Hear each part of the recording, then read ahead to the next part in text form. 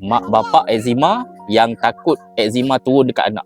Macam mana sebenarnya nak latih kulit anak kita yang masih kecil ni untuk lebih tahan dengan condition eczema. So, kepada ibu bapa yang ada masalah eczema, mostly ramai yang tahulah potensi untuk penyakit eczema ni diturunkan kepada anak-anak. Dan walaupun di peringkat bayi ataupun peringkat umur yang sangat-sangat muda, mungkin tak nampak tanda-tanda eczema tu. Cuma kita boleh mengambil langkah yang aktif untuk melatih kulit anak kita supaya akan datang badan dia lebih kuat lah untuk menangani, menguruskan masalah eczema dia. So, macam mana cara dia adalah dengan cara dedahkan anak-anak selalu untuk bermain tanah ataupun bermain rumput. Sebenarnya memang ada kajian-kajian menunjukkan bahawa pendedahan kulit anak-anak kita ni kepada bakteria-bakteria yang ada dekat sekeliling kita ni, bakteria yang natural. Dekat rumput, dekat tanah ni sebenarnya dia akan menyebabkan kita mendedahkan kulit anak kita ni kepada kepelbagaian mikrobiom. Senang cerita, bila bakteria in contact dengan kulit anak-anak kita, dia bantu kulit anak-anak kita ni untuk diverse lah dia punya mikrobiom tu, meningkat,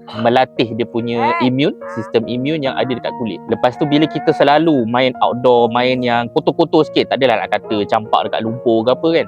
Tapi bila kita dedahkan anak-anak kita ni kepada outdoor selalu, main pasir, main tanah, rumput dan sebagainya, kita mendedahkan anak-anak kita kepada potential allergen, ada bunga ataupun benda-benda lain lah, yang mana kita melatih anak-anak kita punya sistem imun ni untuk berdepan dengan allergen tersebut.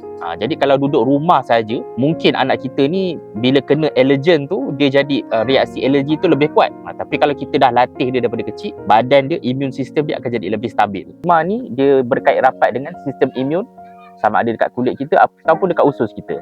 So hopefully dengan langkah-langkah ekstra seperti ini, kita harapkan anak kita nanti eczema dia sangat-sangat terkawal.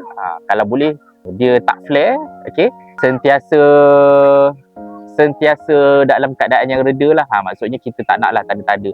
Kalau ada eczema pun mungkin kita harap eczema tu tak begitu teruk untuk anak kita pada masa akan datang.